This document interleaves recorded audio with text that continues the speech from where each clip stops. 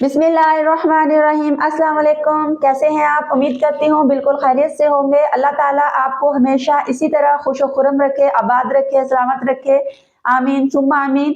तो आज इस वीडियो में मैं आपके साथ अपने शाम की रूटीन का खाना शेयर करना चाह रही थी और इसके साथ ही एक बहुत ही दिलचस्प बात करना चाह रही थी। आइए साथ साथ हम खाना भी बनाते हैं और अल्लाह के बाबरकत नाम की बिस्मिल्लाहिर्रहमानिर्रहीम की फजीलत और फ़वाइद भी बयान करते हैं। तो आइए शुरू करते हैं। जैसा कि आप सब लोग जानते हैं कि हर काम शुरू करने से पहले बिस्मिल्लाहिर्रहमानिर्रहीम पढ़नी चाहिए। बिस्मिल्लाहिर्रहमानिर्रहीम पढ़ने से बरकत होती है और हम शैतान की पनाह से महफूज रहते हैं। बिस्मिल्लाह पढ़ने से शैतान हम पर या हमारे कामों पर गालिब नहीं होता। जो शख्स बिस्मिल्लाहिर्रहमानिर्रहीम पढ़ता है वो आग से भी महफूज रहता है। आप सल्लल्लाहु अलैहि वसल्लम ने फरमाया कि जो कोई बड़ा काम बिस्मिल्लाह के बगैर शुरू किया जाएगा वो नातमाम होगा। एक रवायत में है कि मकतू होगा और एक रवायत में ये भी है कि अबतर होगा, यानी इसमें बरकत ना होगी। अल्लाह ताला की तरफ से जो किताबें नाजिल हुई हैं वो 104 सहीफ़े हैं, जिनमें से 60 सहीफ़े शीस अलैहिस्सलाम पर नाजिल हुए और 30 हज़रत इब्राहीम पर और 10 सहीफ़े हज़रत मूसा अलैहिस्सलाम पर तौरात के नाजिल होने से पहले नाजिल हुए थे। और तौरात और ज़बूर, अंजील और कुरान शरीफ और सब किताबों के मानी का मजमुआ कुरान शरीफ है और कुरान मजीद के मानी का मजमुआ सूरत फातिहा है और सूरत फातिहा का मजमुआ बिस्मिल्लाहिर्रहमानिर्रहीम है। जब बिस्मिल्लाहिर्रहमानिर्रहीम नाजिल हुई तो इसके नाजिल होने से अर्श हिला था और जो मलाइका दोज़ख ने ये कहा था कि जिसने इसको पढ़ा वो दोज़ख में दाखिल नहीं हो सकता। हम मुसलमानों को और क्या चाहिए कि एक बिस्मिल्लाहिर्रहमानिर्रहीम से हम दोज़ख से निजात हासिल कर सकते हैं। बिस्मिल्लाहिर्रहमानिर्रहीम में 19 हरफ हैं और मलाइका मुहाफ़िज़ीन दोज़ख भी 19 हैं। अल्लाह ताला हम सबको आफ़ियत में रखे। हज़रत जाबर रज़ी अल्लाह ताला अन्हा फरमाते हैं कि जब बिस्मिल्लाह नाज़िल हुई तो अबर मशरक़ की तरफ भागा और हवा ठहर गई थी और समंदर चढ़ आया था और जानवर गर्दन झुकाकर खामोश हो गए थे और शैतानों को आसमान से शहाबे यानी कोड़े मारे गए थे। और अल्लाह ताला ने कसम खाई थी कि जब मेरा नाम किसी मरीज़ पर दम किया जाएगा तो शफा होगी और जिस चीज़ या काम पर लिया जाएगा तो इसमें भी बरकत दी जाएगी।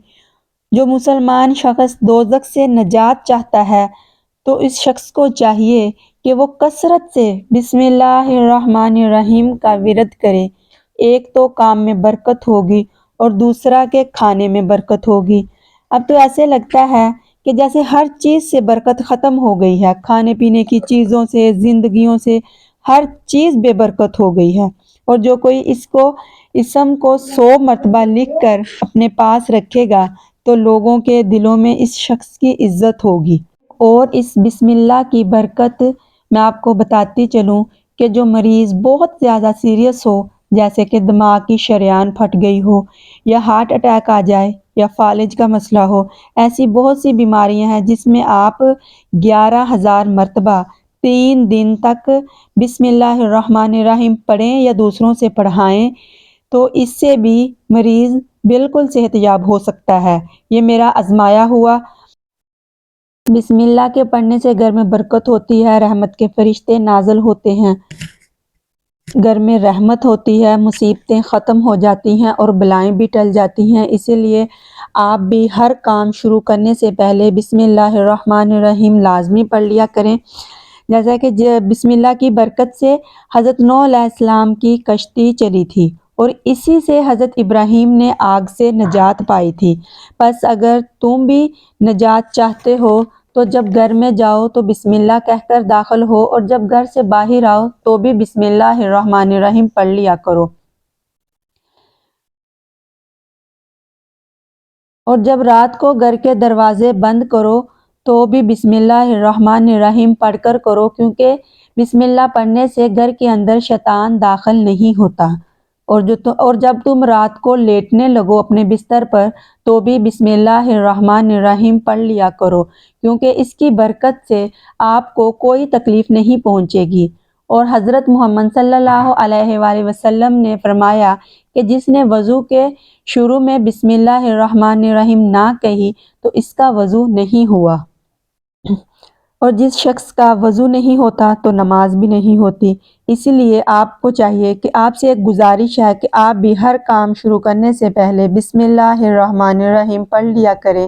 اسی میں ہم سب کا فائدہ ہے اور اسی سے ہمارے گھروں میں برکت بھی ہوگی انشاءاللہ۔ اور یہ بسم اللہ آپ صلی اللہ علیہ وآلہ وسلم کی سنت بھی ہے۔ آپ صلی اللہ علیہ وآلہ وسلم بھی ہر کام شروع کرنے سے پہلے بسم اللہ الرحمن الرحیم پڑھا کرتے تھے۔ امید ہے کہ آپ بھی میری اس کہی ہوئی بات پہ ضرور عمل کریں گے۔ اور اس کے ساتھ ہی ہمارے چاول بن کر بالکل تیار ہو چکے ہیں الحمدللہ، اور چاولوں کے ساتھ ہماری آلو کی ٹکیاں بھی تیار ہو گئی ہیں۔ آج موسم بہت اچھا تھا، تھوڑی سی دھوپ بھی نکلی ہے، تقریباً 1-2 بجے کے بعد دھوپ نکلتی ہے تو تھوڑی بہت سردی کم ہو جاتی ہے، لیکن سردی کی شدت اتنی زیادہ ہے نا کہ برداشت نہیں ہوتی۔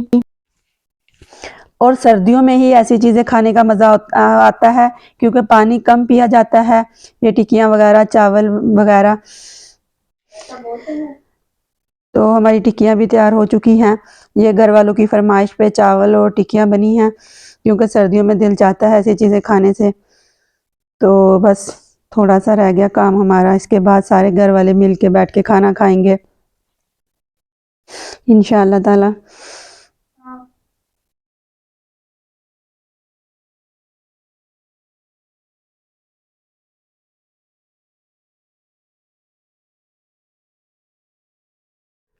ٹکیاں ہماری فرائی ہو چکی ہیں، اب اس کو نکال لیتے ہیں۔